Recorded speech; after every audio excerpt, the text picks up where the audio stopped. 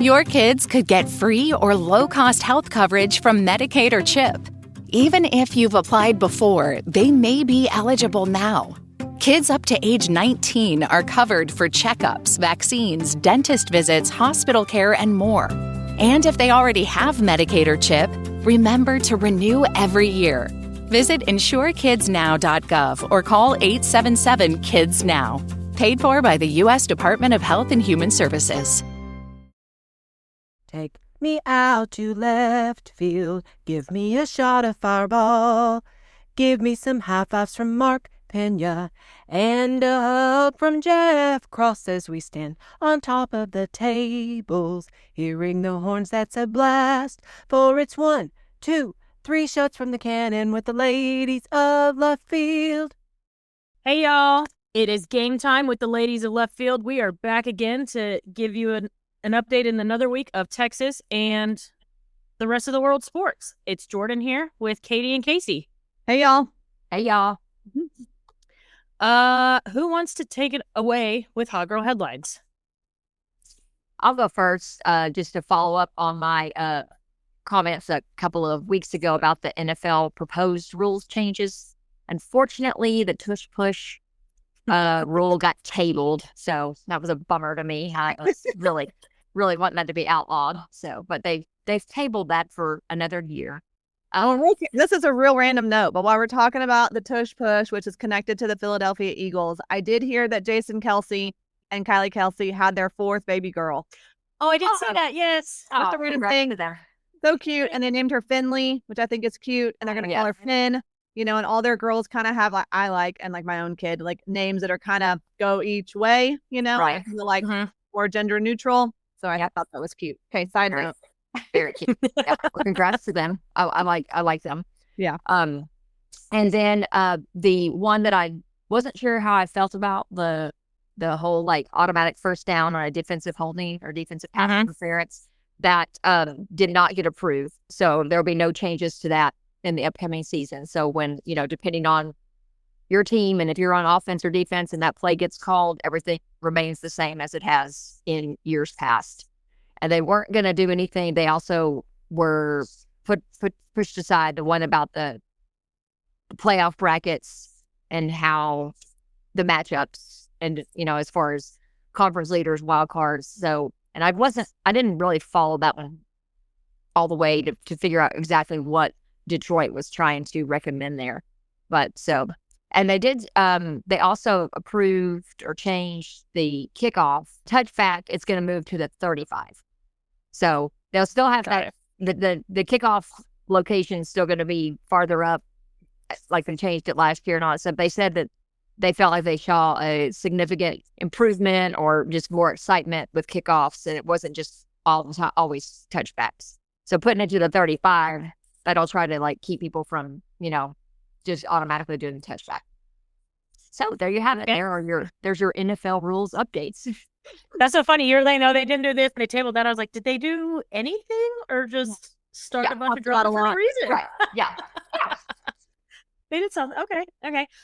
My headline is something I honestly didn't think it was going to be that big of a deal when you saw it like on opening day, but the Torpedo bats, everybody's talking about this. I was in the bookstore and they were talking about this. So just kind of wanted to update everyone, all of our hot girls listening to the ladies of left field, what the heck a torpedo bat is. So it's essentially like what they've done with the bat is change the shape a little bit. There is a former MIT physicist, Aaron Lehnhart, who was a Yankees analyst, and they essentially looked at the bats and figured out like where players were making the most contact and have made the bats wider at that point.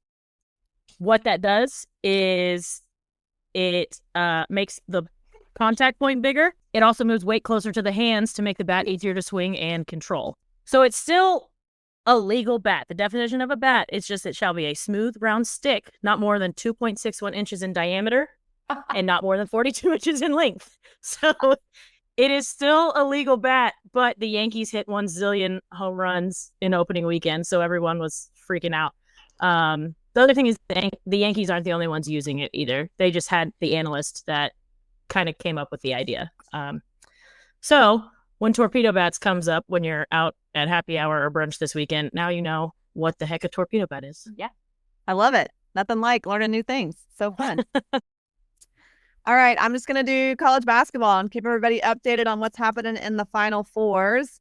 We're going to go ladies first because why not? And so our Lady Longhorns, as we all hoped and predicted, are in the Final Four. You guys, it's a matchup we were all waiting for yet again. We play South Carolina Friday night at 6 p.m. So be ready. South Carolina's coach is Dawn Stanley. Dawn Stanley is known to be an amazing coach. She played in the WNBA. She is like intense. So we're all very hoping that our Lady Longhorns pull that game out and, bring it to the championship game. Other side of the bracket. This will be our fourth time to match up with them this year. Yes. Fourth time this year. Yeah, that is nuts. After not playing it like at all. It feels like you never saw them, and then all of a sudden it's like, welcome to the SEC. Here we are. Playing the hardest team all these times. Yep, absolutely. Also on the other side, UConn, who's actually a number 2 seed, is playing UCLA. UConn dominated USC the other night. I watched that game for a minute and UConn was just dominating. So and if you know anything about women's basketball, UConn is just a powerhouse for a million years. So they're right there. And then UCLA. So, lots of good time, kind of traditional powerhouses in the Final Four for the women's Final Four. We were go ahead. On that. We were watching just the tail end of that McDonald's All-American basketball game last night, and the commentators were talking about the women's Final Four because it came up on their screen, and then one of them was just like, "And UConn will win. UConn will win." And I was like, "Well, hold on now, though." Hold on. I was like, "Well, you rolled there, dude." Anyway, that annoyed me. Great. We'll come back to women's basketball in a minute. We got some good Coach Schaefer stories to share, but we'll go to the men's Final Four as well. So number 1 seeds all the way around the bracket, no upsets at all. So we got Florida and Auburn playing. This is also an SEC matchup. They're Saturday at around 5:09 p.m. And then we have Houston playing Duke, also 2 number 1 seeds. They're playing Saturday after the 5 o'clock game. So they're estimating that to be around a 7:49 p.m. So good times. I mean, if you went kind of no upsets in your Final Four bracket, then you are probably still in there. So good for you. I haven't checked my status. I'm probably still in the 2 million range for my women's bracket. But I haven't checked our men's bracket. Case, are you and Barnes still up there? We are, but we should fall after one of each game because he had picked Michigan State to get in there, and I had picked Tennessee over Houston. So, I think we're 9 and 10 right now. But then after those games, obviously we fall down because, I don't know. It's kind of hard. It's weird how it computes. Yeah, and you guys, I just looked. Y'all are 10 and 11. Okay. This is all for funsies, folks. Don't worry. And I am way down at 52. So, it is what it is, but it was all good. And I'm not going to bother to check my women's bracket on ESPN because that was just funny.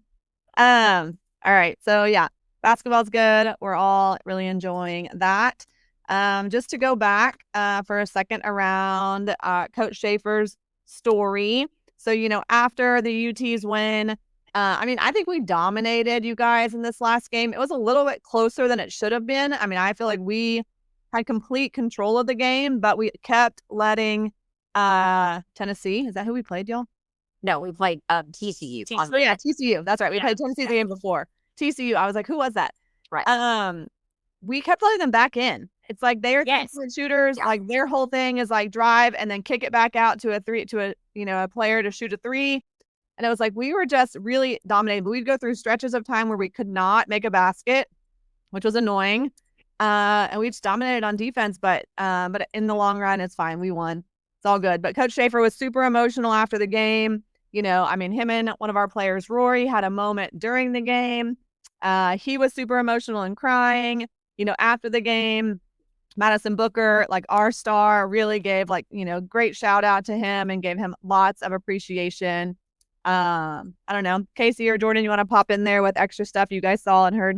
I do. I had play of the game. It to me was when Oldacre swatted that ball and then just went down the courts against, I think it was against Sedona Prince, which was even better for us because we have some friend history there. Not with her, but some friends that have history with her. And anyway, it was awesome, you know, just for her. I don't know. I love that girl. I love watching her. She just looks like she's angry on court the entire time. Yeah, it was an awesome play. So she like stole the ball, you know, dribbled down. She's like a big player. So not really like somebody who handles the basketball a lot, and just like trucked the TCU girl as she made a great layup. Everybody was like, man, she was like rolling. It's almost like if you're a football person, like, you know, when like a lineman happens to get a pass or like a defensive, you know, like, and they go like rumbling into the end zone. It was like, you know what she did. And she just was so awesome. Yeah, it was. I loved it. I mean, I was like, oh my God, you are a boss. I mean, loved it. That was awesome. I love that. I also loved when Taylor Jones blocked one of Prince's shots and just like stared her down a little bit. I was like, he did. Yes. Yeah. He gave her the look. Yeah. I mean, Sedona Prince didn't score until the second half, right? I feel like that was crazy. Yeah. That's the one thing I remember the commentators kept saying is like, Haley Van Lith, it took her forever to score a bucket. Yeah. And Sedona even longer. I think she may have only had 4 points. Yeah. Crazy. Yeah. Crazy. But that's awesome. What's a good quote you heard, Jordan, from? Oh, yes. Yeah. I thought this was so sweet. And I'm sure it was all over social media, but I thought it was so what Coach Schaefer said. I know I'm not their world, but they are my world. I was like, this is crap. Just tearing up a little. I did, though, honestly, y'all, like watching even the end of the game. I was like sitting on the couch tearing up a little bit. And I feel like I don't get like that with sports that much anymore, but it was just so cool. Like all the emotion from everybody between Schaefer, Booker, Rourke, everybody. And then them showing like Jody Conrad too. I know. There she gets I was just so happy. Well, I was just clapping for it because it was like I just knew that and I'm really excited for one of my former coworkers, Tori Takel. I met her, like she came over with Tom Herman's staff from Houston, and now she's the director of operations for women's basketball. And I just love the fact that she's getting to, you know, she just joined that staff basically, I think, in the fall.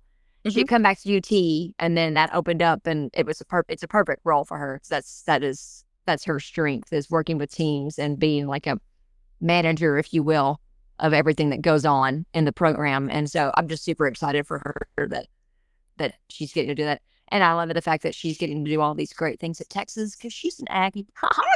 Well, she's a Longhorn, but she's great. Yeah. That's so fun. But Lori's a badass too. I think she's awesome. She is, yes. Okay, you know her, Jordan. That's right. Y'all did y'all's that's. Yeah, we did some like and covered her a little bit too during football season, just being a woman in a male-dominated field. So that's why I said like, she's a badass. That's awesome. Yeah, I mean, Coach Schaefer said, you know, he often does sacrifice his family, you know, for being a coach and for his team and for his players. And so, you know, when that does kind of pay off and you get to see, you know, your team do so well, you know, it was cool to see him so emotional. Right. People say, you know, that he is very hardcore about coaching and like, you know, everyone, and that is his life. And so it does mean a lot when that pays off. So that was super cool to see. I like it when the commentators all talk about it. They'll say, oh, there goes his jacket. Jacket wash. That you can tell when his blood pressure is probably risen up and he is like, okay, I've had enough, you know. So time to get serious. Yes. Well, on some other coaching fronts, you know, real quick, I want to sidetrack because I just thought of this. Also, and we were watching the Houston, Tennessee men's game at Matt's El Rancho, and it was the most boring game. Yeah, like Barnes, previous Texas basketball coach, it was horrible, y'all. I mean, Houston killed them. I have never seen a men's basketball team like in an Elite Eight game, or even hell, maybe in a whole March Madness, not score that. They scored nothing. Like, what was it, Case? Like at the end of the first half, they had like 15 points. 15 points. Yeah. It was crazy. Almost unheard of. Yeah. We were like, well, this is boring. well, also, and good thing we're at Matt's, and so we don't have to really pay attention. Yes. But, so just say that's a Rick Barnes thing. Also in former Texas basketball coaching news, our good old buddy, Chris Beard, or maybe Barnes' good buddy, Chris Beard, has been coaching at Ole Miss. He had a good season. Team went to, the tournament, NCAA tournament. And there was talk about the Texas A&M Aggies trying to get old Coach Beard to come to A&M, leave Ole Miss. And there was lots of talk that those Aggies are wanting to do that to kind of throw it back in Texas's face, since Texas took Coach Schlossnagle from the Aggies. So a little roundabout gotcha back.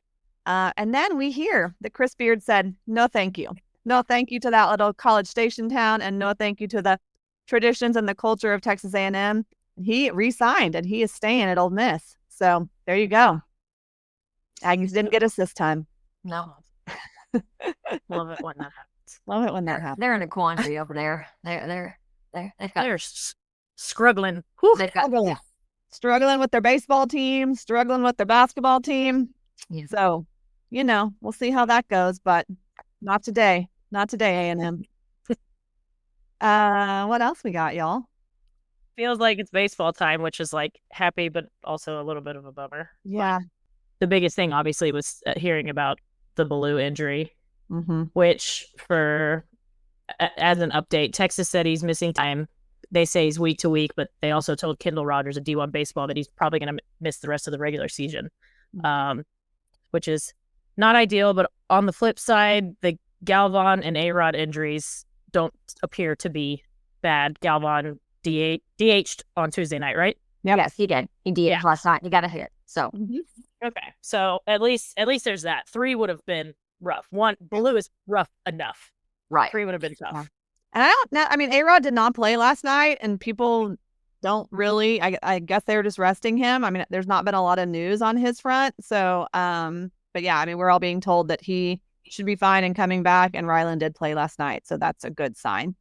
What was A-Rod's, what did they say about his injury? Just something with a hand? Yeah, it was hand too, because all 3 of them, it was like Max's thumb, Ryland's hand, because Ryland, you saw, I watched that game. We saw with a ball hit like right in between, like your thumb and where your finger comes in. I mean, hit right there. And and A-Rod's, they never really quite said. I didn't see it. Okay. I feel like I didn't see it happen. Max's I saw, like I was like, oh, as soon as he kind of dug down for that ball, I was like, Mark, he hurt his thumb. I was like, you could tell he like either jammed his thumb or broke his thumb or something is bad. And then we kind of didn't hear, and it was like, heard the news the next day that he wasn't going to play because he really couldn't, it's his catching hand, so he couldn't really like close his gloves.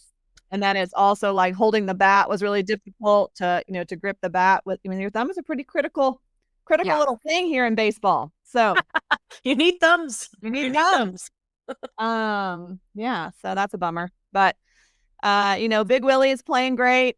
Last night he started okay, and then like he had a chance to kind of win the game for us at the end, which is a lot to put on one kid, but still I was like, man, you're hot. Like let's do this. So I mean, we were winning the game for most of the game, and then Texas State, they can play. They're and they do every time too. Yeah, but that's the thing with Texas State is they show up every time they come. No, they pitch the Friday night starter. I mean, they come to play like it is, not a Tuesday night game. I mean, they're playing like it's a Friday night, Saturday night game. We had like you were saying, Kate, we had multiple opportunities with some, with runners in scoring position and only one out. And didn't take advantage of kind of getting a lead and kind of digging in.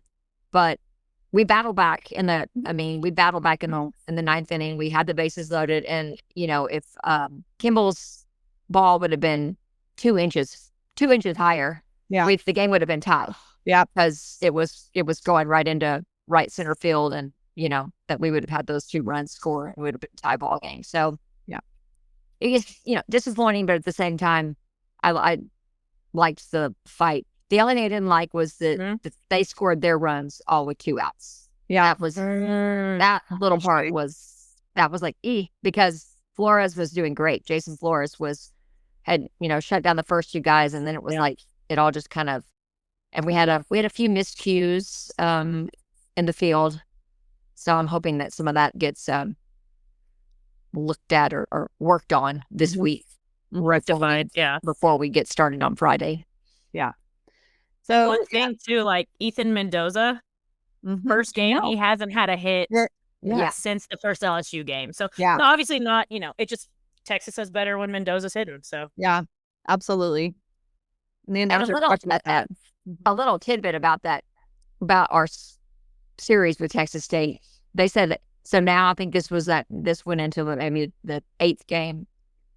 That the past 6 games or 6 or 7 games, the team that's playing, the visiting team wins, and then the home team. Like, so when we play Texas State later, we should win there. Like the past couple of years, Texas State's won in Austin, we've won in San Marcos. Yeah, that's so interesting. Yeah. And there was a lot of Texas State people there. It was a pretty packed dish for a Tuesday night. Being 30 minutes apart, lots of overlap between friends and folks that live in Austin now. So it was a really good turnout. And then just to kind of follow up on the Missouri weekend, we had some injuries, but we did sweep them. It was really still quite impressive. We played Friday night and we won. We ruled them. We won 15-4 in 7 innings. So that was like pure domination. And then we actually ended up playing a doubleheader on Saturday because they had weather expected coming in on Sunday. And we won those 2 games 7-4 and then 7-1. And now we just gotta hope that somehow, Max is okay and maybe able to play at some point into the season or maybe the postseason if we're lucky. And then that Rylan and A-Rod are okay and can come back pretty soon because we got a big series this weekend, y'all. Big series this weekend. The Georgia Bulldogs are coming into Austin. I think they're ranked like right around 3 in the country. So they're not going to hold back. We play Friday night at 6:30, Saturday at 2, and Sunday at 1. This is a really big series. And if we can somehow get 2 games, it's going to be amazing. Yeah, we're both tied. We're both tied at 8-1 for the SEC. Yeah, SEC league. So. Yeah, that'll be interesting. Yeah, standings update. Yeah, Texas, Georgia, Arkansas, and Tennessee are still all up there at 8-1. LSU at 7-2. They have Oklahoma, who is number 10 this weekend. The series will start on Thursday, so should at least know the result of that going into Sunday's game. Speaking of Sunday, assuming Ruger Riojas starts again, my goodness, what a pleasant, I won't even say surprise because I knew people thought he was going to be good, but like what a fun games he's been having. Like 7 innings, 10 strikeouts against Missouri. He has 6 victories, and that's 4th in the country, and it's technically like 2nd in numbers wise, but there are 3 guys that have 7. He was SEC pitcher of the week last week, and then not to Will Gasparino was Big Willie was the SEC player of the week. So that's we've had 5 players garner SEC weekly honors so far, and I think it's huge. Love it. Josh White, the baseball SID, actually, like while we're sitting here, Big Willie is also named the National Collegiate Baseball Writers Association Hitter of the Week. That just came out. So, love that for him. Love that. But it'll be interesting with the pitching against Georgia's bats, which are spicy. Well, also we're dealing with weather here this weekend, so we're gonna have to see what all. I know. I don't know how they're going to fit these games in, Case. I mean, it looks bad. Like, it's expected to rain all 3 days, really. So, we'll see what day, 3 days. Well, I'm hoping. I was hearing more that like Friday night and Saturday morning. So I'm hoping maybe there's maybe it gets pushed to time, but I don't even. It may not even have to get pushed back on Saturday, and then either do a doubleheader on Saturday or do a doubleheader on Sunday. Yeah, actually, Sunday's clearing up now. So yeah, okay. So I'm really needing things to stay on schedule on Saturday because that's when we have the 1975 baseball team recognition, and I'm point person. I'm collecting cell phone numbers now because they're already all going, what happens if the weather is bad? I'm like, I'll let you know. I'll let you know. Tell us a little bit about that celebration, Case. So, in 1975, the University of Texas won their third baseball national championship, and it was Coach Gus's first. So almost all of that team is coming back to be recognized, and they were pretty well. They were a stout team. Keith Moreland was their catcher, and third baseman. So, and he's a famous major leaguer, but you've heard his name before. Us discuss him: football, baseball, all of it. We love him as an announcer and a storyteller. Yeah, yes, exactly. So he'll be calling the game. So he knows about it. I made sure that he knew. I was like, I know you've got other things going on, but just so he goes, I'm all good. Yeah, I got it.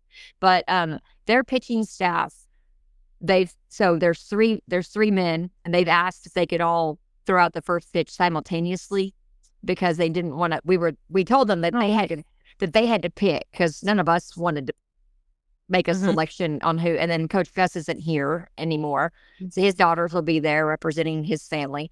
But Jim Gideon, Martin Flores, and Richard Wortham, and these three pitchers, between the three of them, Jim Gideon was undefeated. Richard Wortham and Marty Flores only had one loss apiece. Wow. So obviously there were other games. I mean, they didn't just only lose two games that year, but just their starting lineup, their starting pitching rotation was amazing. So that kind of kickstart. I probably didn't kickstart. We'd already been going to the College World Series some, but being Coach Gus's first national championship, and it's the 50th anniversary, so it's a big deal. It's a big deal to these men. They're very excited about coming back, and from all impressions that I've gotten from them, they've done a good job of staying connected with one another themselves. But that's awesome. It'll be pretty cute, probably from all out there on the field. So. Yeah, that's so sweet. That'll be awesome. It's gonna be so cool because I'm sure there's probably people in the stands that were there. Like in that, and I think that 75 was the first year that the dish was open. Oh, that cool. Oh, wow, that's a fun little tie. So yeah, I think because isn't that aren't we doing the little There's a very cool Yeti for the dish. Yeah, you're right, Case. Yeah, it was super cool that they won the national championship with and at that time it was probably the premier college baseball stadium, right? Built that time. Right. So. That's awesome. How fun. How sweet. I don't know. So we'll it'll be fun. Be a fun weekend. We can see if we can hopefully get these games in. Let these nice gentlemen enjoy their day as well. Yeah. And maybe we can get some wins. Yes. Gonna be a challenge, but we're here for it. We'll cheer nice and loud. Yeah. I mean I think it'll be fun. Texas pitching versus Georgia offense, like that's what you want to see too. Yeah. That's good. It's the good test to see, kind of gauge where you are, especially after the Missouri series. Yeah. That'll be we'll learn a lot about the team after this weekend, I feel like.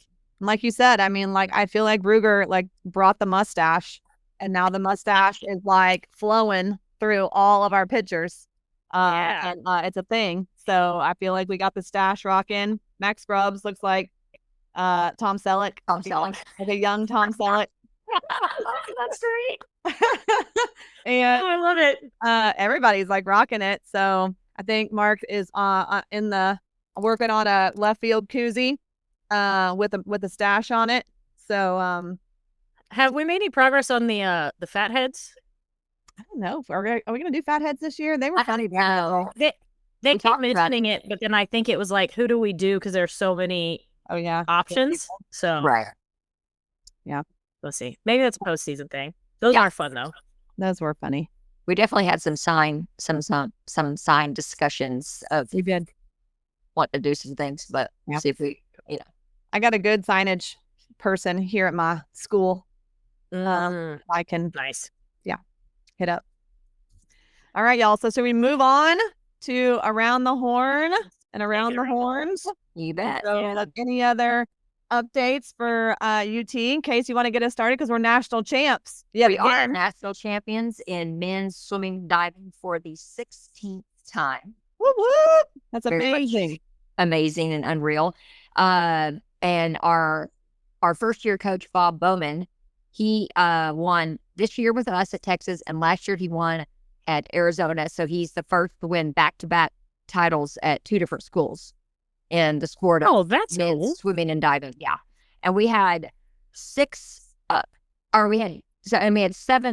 individual national champions, and then one of our relays won a national championship. So that just catapulted us in the points. It was just, kind of a domination type thing. And also with that, winning that national championship, it's Texas's 10th straight full academic year, not counting COVID, that we've had a NCAA national title, which I think is pretty cool. That's so cool. Because, you think about it, I don't know. Like you were saying earlier, maybe Stanford, but I feel like not many schools can say that you've had a national championship every year. Some sport every year consistently. That's awesome. It's so awesome. Yeah, we'll love it. Very cool. Jordan, what you got? I just had a couple in the kind of Olympic sport world. Tennis freshman Sebastian Erickson was the SEC Tennis Freshman of the Week. He went 3-0 at Texas, beat 35 Kentucky and 26 South Carolina. So tennis is still rolling. And then on track and field, Kayla Garrett and Kendrick Smallwood were Texas's first SEC weekly honors for this season. So everyone's being awesome, I feel like we say that every week pretty much, with the exception of sorry, men's hoops, but everyone else is doing really well. Yeah. Softball. They didn't sweep, but they took the series against Mississippi State. Still atop the SEC. It was weird when I went to go look because Texas is 7-2 and Oklahoma is 9-3, but our winning percentage is better. So Texas's winning percentage is better. Right. And it's really those 2 schools at the top of the SEC too. So yeah. They head to Missouri this weekend. That'll be fun. And that's really all I got. That's all I got Texas wise. I've got a few more. Katie, you got anything? Go for it. No, go for it. We've got three lady golfers participating in the Augusta National Women's Amateur. So it's the league that happens. It's out at Augusta Golf Course where the Masters is held, which will be next weekend. But Farrah O'Keefe, Lauren Kim, and Cindy Shu, I think it's Shu is how you pronounce it. The leader in that tournament is a girl. I don't know how to say her name. She's from Stanford, but she shot a 63 today. What? Yeah. I was like, oh my. So, but anyway, that's very cool for our female golfers to be invited to play in that tournament, to get to be playing at Augusta. And then rowing started this past weekend. They're number 1, and they won all 3 of their grand finals. I don't really know what all that means. Shelly probably would know the most about rowing for us. Rowing's just tough. It's like there's so many races. I feel like there's so many races. Yeah. So I'm like, their terminology. I've tried to learn it, and I really can't. And but I know that those girls are extremely strong. Extremely strong. Yeah. You know what's funny is how good the rowing team was when I was a freshman. They were out in front of Gregory. Oh yeah, recruiting women to row for the rowing team, and now they're winning all these national championships and stuff. Right, man, missed opportunity. I should have been a dang rower. Same, Jordan. I remember totally. They're like, "You're tall. Have you ever done rowing before?" And I was like, "No, I'm from." Why aren't we doing that? Yeah, they don't let us row in Lake Arlington. They don't let us row in Jordan. They don't let us row in Jill Pool Lake.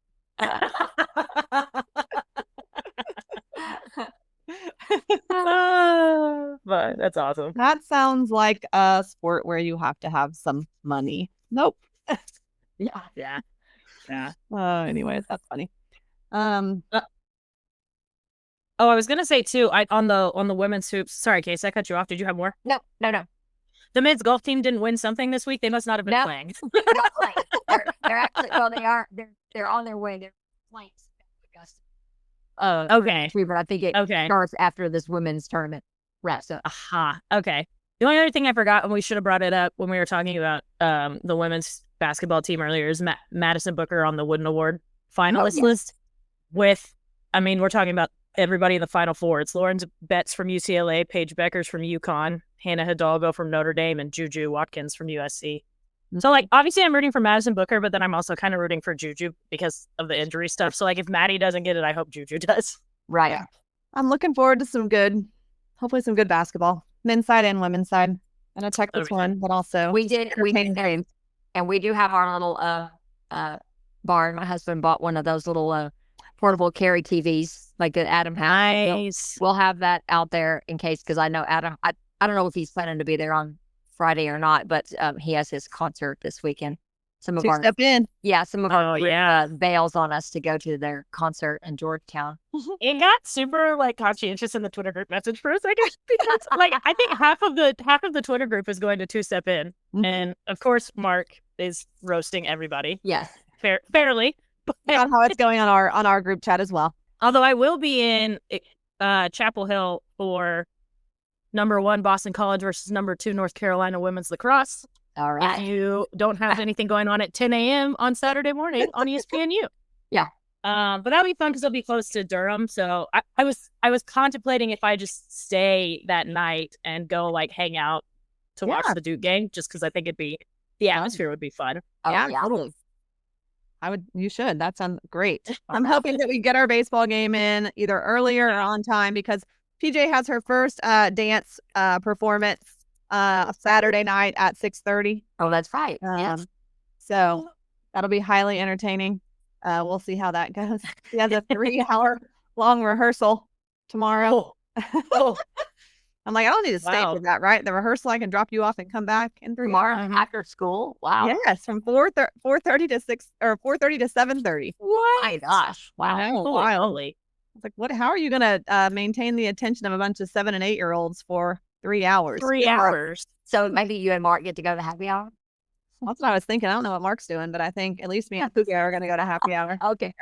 Good. Yes. All right. Y'all have anything else sports-wise? We did a great job today. Like, yeah. I don't think what's so. going on? With spring practice is still going. I haven't heard it. No. I've seen him practicing over there on 35 as I watch him as I'm driving over. So that's all still happening. And then as we I'm trying to pay a little more attention to following the NBA playoffs. I've heard, since it's getting Steph Curry went off last night also. He scored 50 or 52 points.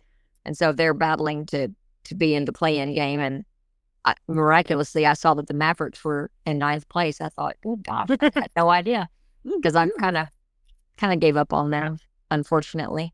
And This is the Dallas Stars already playing the playoffs. Yes. Like I love hockey. I actually I took Winnie to, it's called the Pooch Party at the minor league hockey game here. It was so cute.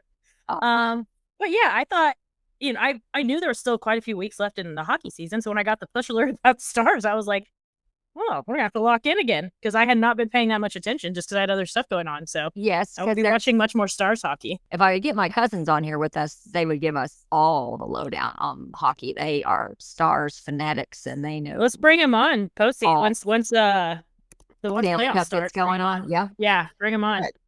Because I love hockey. I there's so many games, so you can't watch all the games, but playoff hockey is fun. I would love it. Yes, I watch it when that's happening, but I still sometimes I'm just like, oh my gosh, my head's like going back and forth. Swivel. I can't keep up with that puck. And then when they're like whistling icing, I'm yet to figure out icing. I'm like, I can't get it. I don't see it. I've heard that before. I've heard it's like some people say you would say that about targeting in the NFL. Yeah. You don't really get it.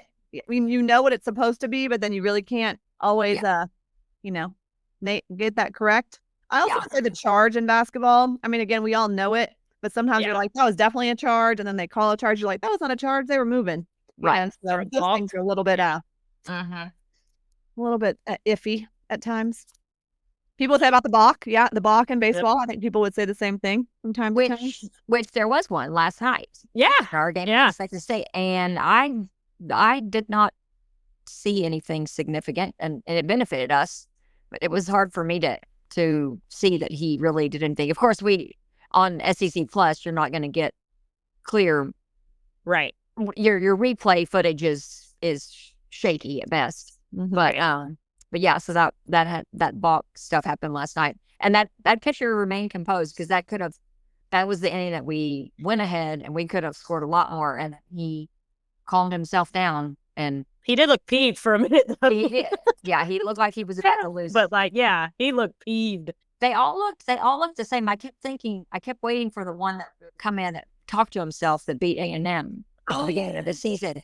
But I don't know if that pitcher ever came in, but they all have the same like long hair out of their, underneath their hat. So it's like I couldn't tell for sure, but no one ever fully, got talking to himself the way that there was that, clip of him when they beat A&M. Alex Valentin. I remember that. That was great. Man, I kind of wish we would have seen him just to watch that. Like, yeah. I would have been like, so funny. Anyway. All right, y'all. I'm off. I got to run to another PTA meeting. Good luck. All right. Have a good weekend, everybody. I'll keep my fingers crossed for good weather for you guys. Thanks. And win. Come on. See you. Of course. Yes. See you in left field. All right. See y'all in left field. Bye, y'all. Bye. Bye, everybody.